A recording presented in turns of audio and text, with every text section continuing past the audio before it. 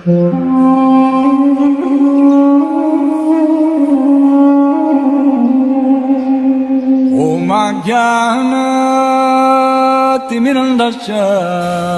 I am stressing. भगवान कृष्ण ने कहा कि ऐसा कहा जाता है कि एक शाश्वत अश्वत्थ का वृक्ष है, शाश्वत अश्वत्थ का वृक्ष है जिसकी जड़ें तो ऊपर की ओर है, जिसकी जड़ें ऊपर की ओर है और शाखाएं नीचे की ओर।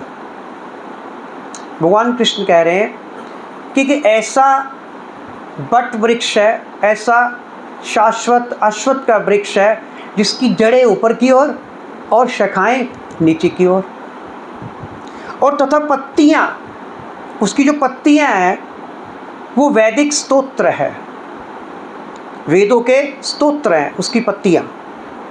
और जो इस वृक्ष को जानता है वे ही वेदों का ज्ञाता है, भगवान कृष्ण कह रहे हैं। तो यहाँ पर भगवान कृष्ण एक ऐसे वृक्ष की बात कर रहे हैं जो हमने कभी देखा ही नहीं, कभी अनुभव ही नहीं किया, और जिसकी जड़ ऊपर को जा रही है। भगवान कह रहे हैं जिसकी जड़ें ऊपर की ओर है और शाखाएं नीचे की है। हमने जो भी आज तक वृक्ष देखे हैं, जड़ नीचे होती है, शाखाएं ऊपर की होती है, ऐसे ही देखते हैं हम लोग, जड़ नीचे है और शाखाएं ऊपर को है। लेकिन यहाँ पर भगवान कृष्ण एक ऐसे वृक्ष की बात कर रहे हैं जिसकी शाखाएं नीचे की ओर है और जड़ ऊपर की ओर है, और ये भी बता रहे हैं कि उसकी जो पत्तियां हैं वो वेदों के स्तोत्र हैं। और भगवान कृष्ण ये भी कह रहे हैं जो इस वृक्ष को जानता है वही वेदों का ज्ञाता है। इट्स वेरी इंपॉर्टेंट श्लोक। तो प्रभुपाद क्या बता रहे हैं इसके बारे में? प्रभुपाद बता रहे हैं कि ये जो भौतिक जगत है, इस भौतिक जगत के बंधन को, इस भौतिक जगत के बंधन की तुलना भगवान कृष्ण इस शाश्वत अश्वत्थ वृक्ष से कर रहे हैं। ये जो भौतिक संसार है, ये इसकी तुलना भगवान ने इस वृक्ष से की है। और भगवान कृष्ण बता रहे हैं कि जो व्यक्ति फ्रूटिव एक्टिविटीज़ में लगे हुए हैं, जो व्यक्ति सकाम कर्मों में लगे हुए हैं, उनके लिए इस वृक्ष का कोई अंत नहीं है। वैसे इस भौतिक संसार का अंत होता है, लेकिन भगवान कृष्ण कह रहे हैं कि जो लोग इस भौतिक संसार में सकाम कर्मों में लगे हुए हैं उनके लिए इस वृक्ष का कोई अंत नहीं है। वो एक शाखा से दूसरी शाखा, दूसरी शाखा से तीसरी शाखा, तीसरी शाखा से चौथी शाखा, ऐसे ही जाते रहते हैं। हम भी ऐसे कर रहे हैं। भगवान भौतिक संसार की तुलना इस वृक्ष से कर रहे हैं, और हम लोग क्या कर रहे हैं? हमारी एक इच्छा पूरी होती है, उसके बाद हमारी दूसरी इच्छा शुरू हो जाती है, दूसरी इच्छा हमारी पूरी होती है तो हमारी तीसरी इच्छा फिर उत्पन्न हो जाती है। तो इस प्रकार हम एक शाखा से दूसरी शाखा, दूसरी से तीसरी, तीसरी से चौथी। तो इस प्रकार भगवान कृष्ण कह रहे हैं ऐसे व्यक्ति के लिए इस भौतिक संसार का, इस भौतिक जगत का कोई अंत नहीं है, कोई अंत नहीं है। और इस भौतिक संसार की तुलना इस वृक्ष से की गई है। अब आप बताइए, क्या आपने ऐसा वृक्ष कहीं देखा है कि जिसकी जड़ ऊपर को हो और शाखाएं नीचे को? Have you ever seen? कोई ऐसा किसी को अनुभव हो कि ऐसा वृक्ष जिसकी जड़ ऊपर को और शाखाएं नीचे को? ऐसा अनुभव है ही नहीं है। प्रत्यक्ष रूप पे किसी ने नहीं देखा, हमने देखा। वैसे है ऐसा वृक्ष कि जिसकी शाखाएं नीचे को है और जिसकी जड़ ऊपर को है। अगर आप किसी पानी के तालाब के पास जाएं और पानी के तालाब के किनारे पर अगर कोई वृक्ष हो, अगर आप उस वृक्ष का प्रतिबिंब पानी में देखें तो आपको वृक्ष उल्टा दिखेगा। देखा ना कभी? अब आप कह सकते हैं हाँ हमने देखा है।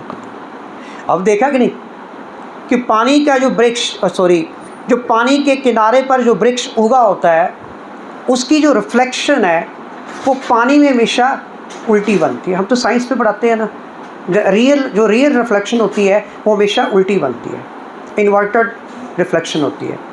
अब ऐसा वृक्ष हमने देखा है कि जो पानी के किनारे पे जो वृक्ष होता है उसकी जो परछाई है, उसका जो प्रतिबिंब है पानी में हमेशा उल्टा बनता है। जड़ आपको ऊपर दिखेगी और शाखाएं नीचे को दिखेगी। तो यहाँ पर भगवान कृष्ण हमारी इच्छाओं का कंपैरिजन पानी से कर रहे हैं। अगर पानी ना होता तालाब के किनारे पे तो कभी उसका प्रतिबिंब बनता? कभी ना बनता, बनना ही नहीं था। इसी प्रकार भगवान कृष्ण बता रहे हैं कि अगर हमारी इच्छाएं ना हो, अगर हमारी इच्छाएं ना हो तो ये वृक्ष भी ना हो। और वृक्ष किसको कहा जा रहा है इस यहाँ पर वृक्ष कहा जा रहा है भौतिक संसार को। भौतिक संसार की तुलना भगवान कृष्ण एक ऐसे वृक्ष के साथ कर रहे हैं जिसकी जड़ें ऊपर को है और जिसकी शाखाएं नीचे को है। और भौतिक संसार बना क्यों? कई लोग हमसे प्रश्न पूछते हैं कि भगवान ने ये संसार बनाया ही क्यों? संसार को बिना बनाए भी तो चल सकता था, क्योंकि अगर आप शास्त्र पढ़े तो शास्त्रों में लिखा है originally we were the residents of Vaikunth Dham. हम लोग वैकुंठ धाम के रहने वाले थे, लेकिन हमारी इच्छाओं ने हमें यहाँ धकेल दिया। तो इसलिए शास्त्र बता रहे हैं कि इच्छाएं और पानी है तो वृक्ष का प्रतिबिंब बन रहा है। अगर हमारी इच्छाएं हैं तो ये संसार है। तो भगवान इस श्लोक के माध्यम से बताना जा रहे हैं कि ये जो उल्टा प्रतिबिंब है, ये जो उल्टा वृक्ष है जिसकी जड़ें ऊपर को हैं, शाखाएं नीचे को हैं, ये एक्चुअल में जो रियल वास्तविक जो आध्यात्मिक जो संसार है जिसे हम वैकुंठ धाम कहते हैं या जिसे हम गोलोक वृंदावन धाम कहते हैं, ये उसका उल्टा प्रतिबिंब है। जिस वृक्ष की भगवान इस श्लोक में बात कर रहे हैं वो एक्चुअल जो वास्तविक आध्यात्मिक संसार है जहाँ से हम यहाँ आए हैं, उसका उल्टा प्रतिबिंब है। अब बात ये है कि इससे बाहर निकलने की विधि हमें आनी चाहिए। इस वृक्ष से बाहर निकलना है, ऐसा तो नहीं है कि सारी ज़िंदगी हम एक शाखा से दूसरी शाखा, दूसरी से तीसरी, तीसरी से चौथी ऐसे ही लगे रहें। कहने का मतलब इस भौतिक संसार में हम ऐसे ही फंसे रहें, अपनी इच्छाएं पूरी करते रहें सारा जीवन और अंत में मृत्यु हो जाए और फिर जाके पछताना पड़े। तो भगवान कहते हैं कि हमें इस वृक्ष से बाहर निकलने की विधि आनी चाहिए। और इस श्लोक में एक बात और कही है भगवान ने कि जो इस वृक्ष के बारे में जानता है, जो इस वृक्ष के बारे में जानता है वही वेदों को जानता है। हमें पता ही नहीं इस भौतिक संसार के बारे में आज तक कि ये भौतिक संसार कैसा है। तभी तो गीता में भगवान श्री कृष्ण कहते हैं कि सबसे पहले हमें ये प्रश्न करना चाहिए कि मैं कौन हूँ।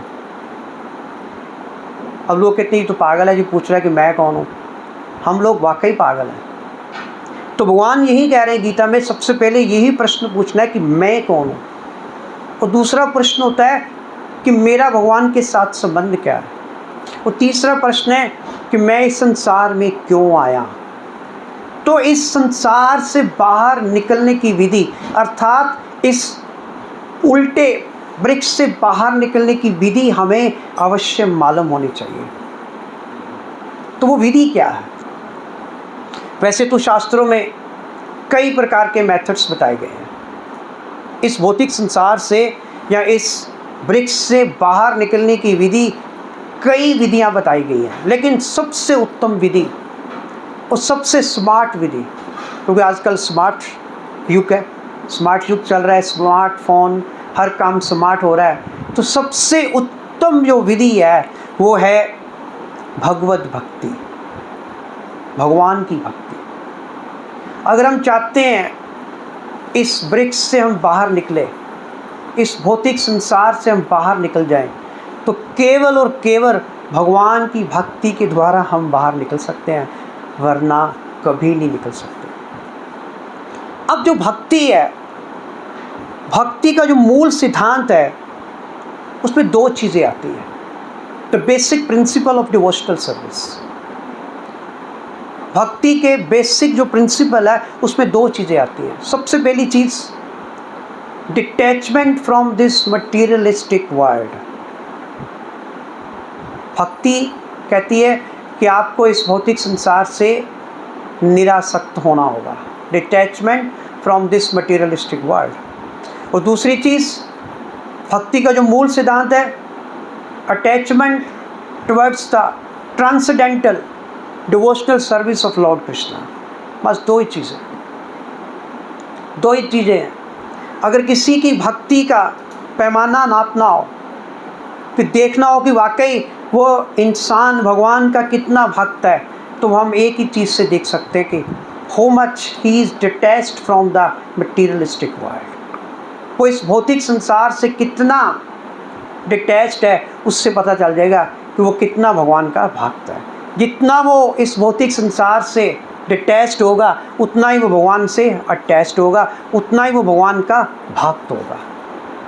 तो भगवान कृष्ण बता रहे हैं, ये जो वृक्ष है, इस वृक्ष की तुलना भौतिक संसार से की गई है। इस वृक्ष को काटना बहुत ज़रूरी है। अगर हम इस वृक्ष को काटेंगे नहीं, इसका विच्छेदन नहीं करेंगे, तो हम हमेशा हमेशा के लिए इस वृक्ष में फंसे रहेंगे, अर्थात इस भौतिक संसार में फंसे रहेंगे। अगर हमने वृक्ष को, लक्कड़ के वृक्ष को काटना हो, तो हमें क्या चाहिए? एक हथियार चाहिए, कुल्हाड़ी चाहिए या आरी चाहिए, उसी से हम इस वृक्ष को काट सकते हैं ना। तो भगवान यहाँ पे कह रहे हैं कि जो वेदों का ज्ञाता है, वेद का ज्ञाता का मतलब क्या है? जो भगवान कृष्ण को जानता है। वेदों को प्रयोजन ही ये है कि भगवान कृष्ण को जानना, भगवान कृष्ण को समझना। तो यहाँ पर वेदों का प्रयोजन यहाँ पे बताया गया है कि जो भगवान कृष्ण को जानता है, जो भगवान कृष्ण को समझता है, और जो भगवान कृष्ण को समझता है वही भगवान कृष्ण को मानता है। मानना से पहले समझना ज़रूरी है। अगर हम भगवान कृष्ण को वाकई गीता पढ़ के, श्रीमद् भागवतम पढ़ के अगर सही से भगवान को समझ जाएंगे ना, तो फिर हम सही से भगवान को मानेंगे। अभी तो भगवान को मानते हैं अपनी इच्छाएं पूरी करने के लिए। 90% लोग, 95% लोग कह लो, 99% लोग कह लो कि वो भगवान को मानते नहीं है, वो तो अपनी इच्छाएं पूरी करने के लिए जाते हैं। यही तो वो वृक्ष की बात हो रही है कि अगर पानी ना होता तो उस वृक्ष का प्रतिबिंब बना होता। तालाब में अगर पानी ना होता, तालाब के किनारे जो वृक्ष उगा हुआ था, तो उसका प्रतिबिंब बनना ही नहीं था। अगर हमारी इच्छाएं ना होती तो ये संसार ही नहीं बनना था। इच्छाओं के कारण ये प्रतिबिंब बना है। इच्छाओं के कारण ये आध्यात्मिक संसार का उल्टा प्रतिबिंब, जिसे हम भौतिक संसार कहते हैं, वो बना है। इच्छाएं जो है हमारे दुख का, हमारे कष्ट का, हमारे इस भौतिक संसार में बंधन का कारण है। इसकी तुलना पानी से की गई है, इच्छाओं की। तो 99% लोग भगवान को मानते नहीं हैं, सिर्फ अपनी इच्छाएं पूरी करने के लिए मंदिर में जाएंगे, कुछ ऐसे हाथ जोड़ के खड़े हो जाएंगे, कुछ झोली फैला के भगवान से मांगते हैं। भगवान कहते हैं मांगना ही तो है नहीं है। मांग के तो हम भगवान को और नीचा कर देते हैं। अगर आप रामायण पढ़े, रामायण में आता है, बार बार वर मांगे हो, बार बार वर मांगे हो, हर्ष देयो श्री रंग। बार बार वर मांगे हो, हर्ष देयो श्री रंग। कहते आप भगवान राम से मांगते रहो, वो तो हर्ष से, खुशी से देते रहेंगे। भगवान है, उनका काम तो देना ही है। लेकिन हम कितने मूर्ख हैं कि हमें पता ही नहीं है कि भगवान से मांगना क्या है। अभी नरेंद्र मोदी कपूरथला में आ जाएं, इलेक्शन के डेज़ हैं, तो आपको उनसे मिलने का मौका मिल जाए, तो आप उनके पास जाकर कहें कि नरेंद्र मोदी जी, मैं मूंगफली का बिज़नेस करता हूँ, तो आप मुझे मूंगफली का डीलरशिप दिलवा दीजिए। मूंगफली की डीलरशिप, तो लोग कहे कि पागल है यार, नरेंद्र मोदी के पास मूंगफली मांगने जाना है। तो ठीक उसी प्रकार हम भी भगवान के पास अपनी इच्छाएं लेके जा रहे हैं, अपनी भौतिक इच्छाएं। वो तो मैं आपको एक चीज़ बता सकता हूँ, आई एम एस्ट्रोलॉजर आल्सो, कि आपकी जितनी भी इच्छाएं हैं ना, जो आपने कर्म किए हैं अपने पिछले जन्मों में या इस जन्म में, वो सब पूरी होती है। जो कर्म किया है वो आपको मिलेगा। नोबडी कैन चेंज योर प्रारब्ध। आपके प्रारब्ध को कोई नहीं बदल सकता। जो आपको भाग्य में लिखा है वो मिलना ही है। तो फिर इच्छा क्यों भाई? अगर आपको लिखा है कि आपने जीवन में मरने से पहले 100 करोड़ कमा के मरना है, तो वो 100 करोड़ आपको मिलेगा। हम लोग क्या करते हैं, अब ज्योतिष में मैं तो पढ़ाता, लेकिन हम तो जानते हैं कि एक व्यक्ति की जितना उसने अपने जीवन में धन कमाना है, जब वो धन कमा लेगा उतना उसकी मृत्यु हो जाएगी, ही विल डाई। तो हम लोग कहते हैं जल्दी जल्दी कमा लें, हम इतने एफर्ट्स लगाते हैं, कोई पेंस नहीं छोड़ते हम धन कमाने के लिए। तो क्या होता है, हमारी आयु कम हो जाती है। अगर हम धीरे धीरे अपने भाग्य पर विश्वास करते हुए, अपने प्रारब्ध पर विश्वास करते हुए अगर हम ये करेंगे तो हमें मिलना ही है। हम भगवान के पास जाकर मांगकर भगवान की इंसल्ट करते हैं। तो तुलसीदास जी भी रामायण में लिख रहे हैं, बार बार वर मांगे हो हर्ष दियो श्री रंग। लेकिन अगली लाइन में कहते हैं, अरे मूर्ख, तुमने मांगना क्या है? भगवान से मांगना क्या है? पद सरोज अन्न पाइनी, पद सरोज अन्न पाइनी, भक्ति सदा सत्संग। कि हमें भगवान से क्या मांगना है? पद मीन चरण, सरोज मैंने पवित्र, दिव्य, भगवान के पवित्र चरणों की भक्ति मांगनी है। पद सरोज अन्न पाइनी, अन्न पाइनी का मतलब होता है जो कभी ख़त्म नहीं होती।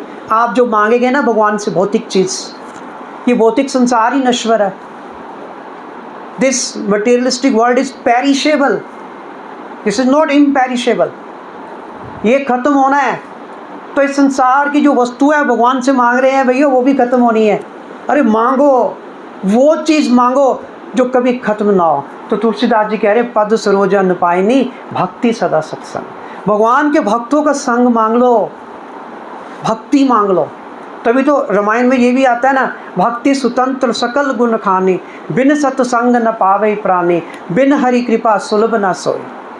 कि भगवान की जो भक्ति है वो गुणों की खान है। भक्ति स्वतंत्र सकल गुण खानी, गुणों की खान। लेकिन ये भक्ति जो गुणों की खान है ना, ऐसे नहीं मिल सकती। बिन सत्संग न पावे प्राणी, बिना सत्संग के, दिस इज द सत्संग। सत्संग मीन साधु संग, भगवान के भक्तों का संग। रामायण में सबसे पहले जब भगवान राम भिलनी के आश्रम में गए तो उन्होंने, जब माता शबरी ने पूछा कि नवदा भक्ति क्या होती है, तो भगवान राम ने पता क्या बताया था? प्रथम भक्ति संतन कर संगा, कि सबसे पहली जो भक्ति है संतों का संग करना। अब अगर संतों का संग नहीं कर रहे, सत्संग नहीं कर रहे, भक्ति हो ही नहीं रही। तो प्रथम भक्ति संतन कर संगा। और भक्ति स्वतंत्र सकल गुण खानी, बिन सत्संग न पावे प्राणी। और लास्ट में तुलसीदास जी लिख रहे हैं, बिन हरि कृपा सुलभ ना सोई। सत्संग भी जो मैंने आपको पहले कहा था ना, कि अगर आप भगवान कृष्ण की कथा को अपने कानों से उसका अमृत पान कर रहे हैं, ये भी हरि की कृपा से है।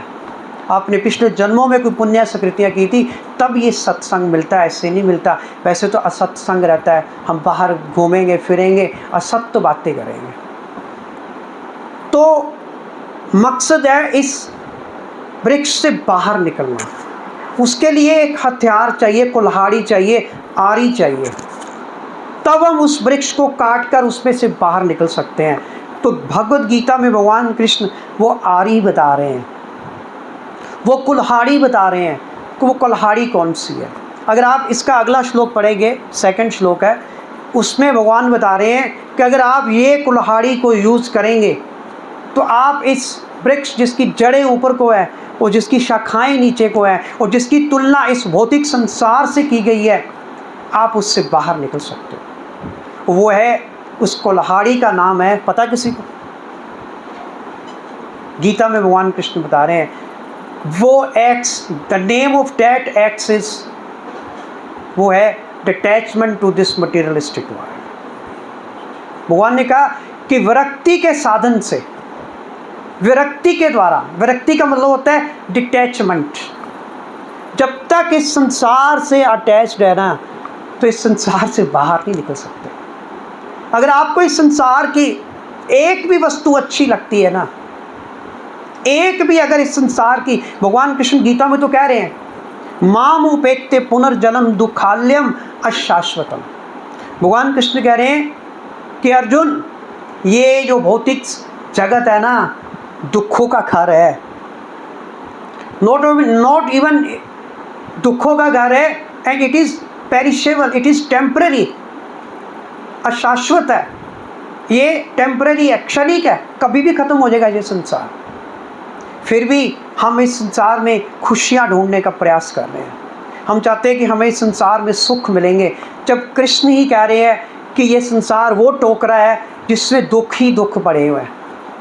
आप उस टोकरे में से जो भी निकालेंगे, क्या मिलेगा? दुख ही है। तो स्वयं भगवान इस 15वें अध्याय के फर्स्ट श्लोक में कह रहे हैं कि भाई निकल चलो, इस वृक्ष को काट कर इस वृक्ष की शाखाओं में एंजॉय मत करो। कभी एक शाखा पे बैठे वहाँ के फल चख लिए, कभी दूसरी शाखा पे बैठ कर दूसरे फल चख लिए। अरे भगवान आपके साथ बैठे हैं उस शाखा पे, भगवान आपके साथ उस शाखा पे बैठे हैं।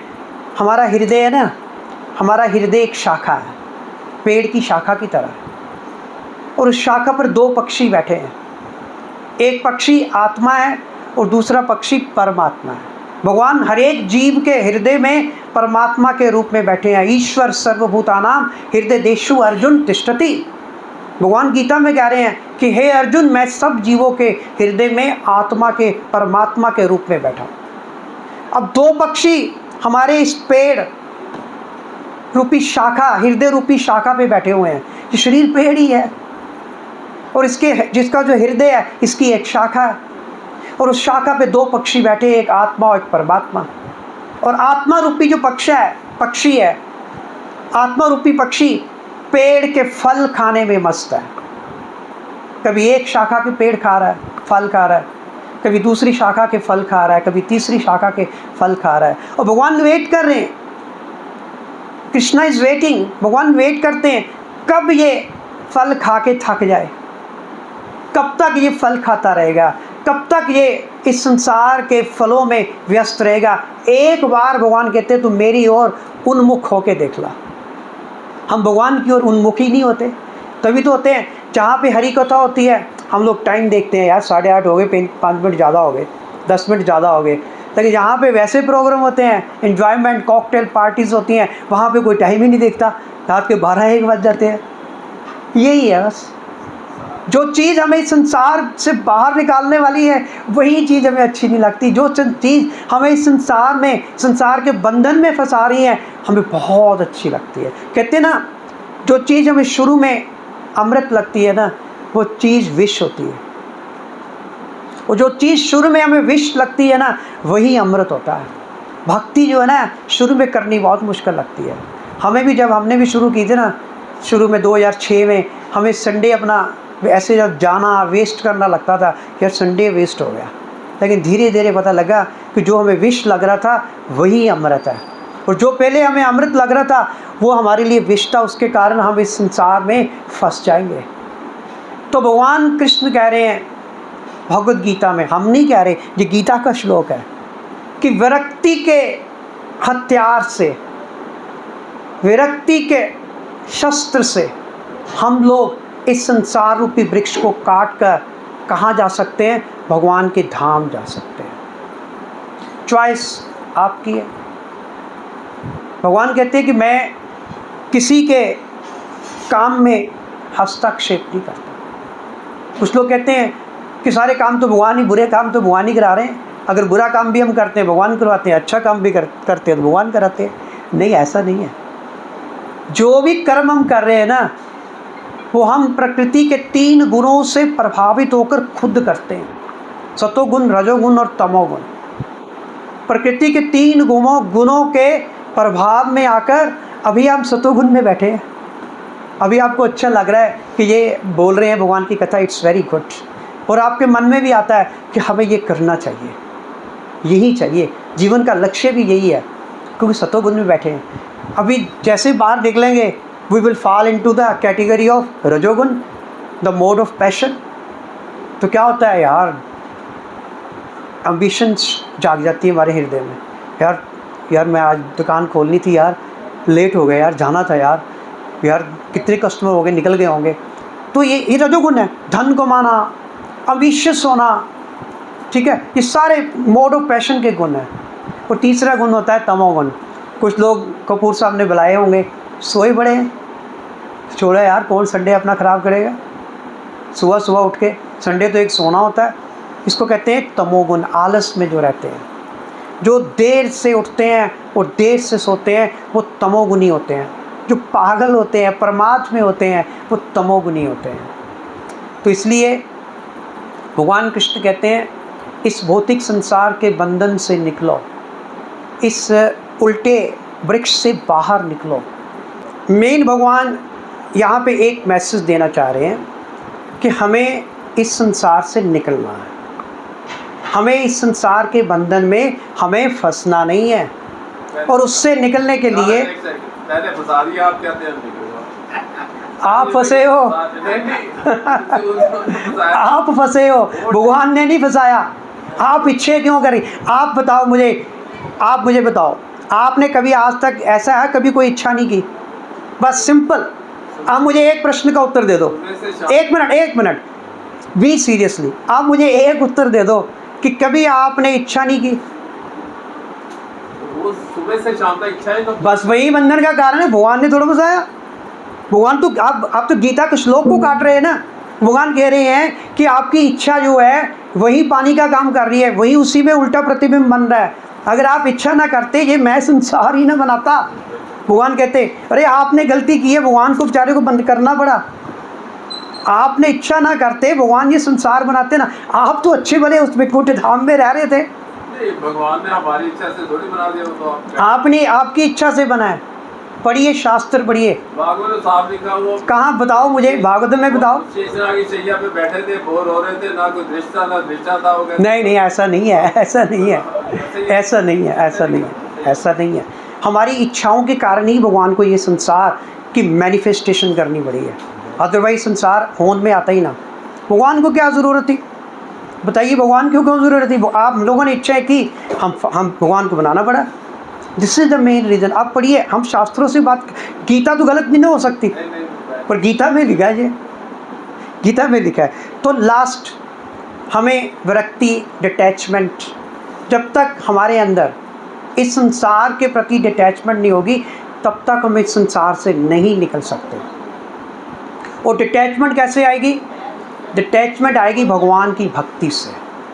भगवान की भक्ति से हमें फिर ये संसार जो है खुद ब खुद अच्छा नहीं लगने लगेगा। और जब ये संसार अच्छा नहीं लगेगा तो naturally we will try our efforts, we will put our efforts to escape through this materialistic world. फिर अपने आप हम प्रयास करेंगे हम इस संसार से निकल जाए। अभी ये संसार अच्छा लग रहा है, कहते ओके बैठे रहो यहाँ। तो जिस दिन ये संसार बुरा लगने लगा, फिर हम कहेंगे यार जो जगह गंदी होती है ना, जिस इंसान को शराब का ठेका गंदा लगता है ना, कोई दोस्त उसको ज़बरदस्ती ले जाता है ना, फिर वो वहाँ से निकलने की कोशिश करता है। He wants to escape from that place. और जिसको वो शराब का ठेका अच्छा लगता है ना, वो तो बैठे रहते हैं। तो भगवान यही कह रहे हैं कि ये संसार समझो भाई, समझो ये भौतिक संसार है क्या। तो इसीलिए भगवान ने उस उल्टे वृक्ष की एग्जाम्पल दी, भैया फंसे रहोगे, सबसे पहले समझ लो कि ये बुरा है और बुरी जगह पे कोई नहीं बैठेगा अच्छा इंसान। बुरे तो बैठते हैं, जो लोग यहाँ फंसे रहेंगे वो बुरे हैं, जो निकल जाएंगे वो अच्छे हैं। तो भगवान कह रहे हैं विरक्ति, डिटैचमेंट, इसके द्वारा हम इस संसार से निकल सकते हैं। तो वो कहाँ से मिलेगी? भगवत भक्ति से। जब तक भगवान की भक्ति नहीं करेंगे, ये संसार से हमें नफ़रत नहीं होगी, संसार से डिटैचमेंट नहीं होगी। ठीक है जी। हरे कृष्णा। शिला प्रभुपाद की जय।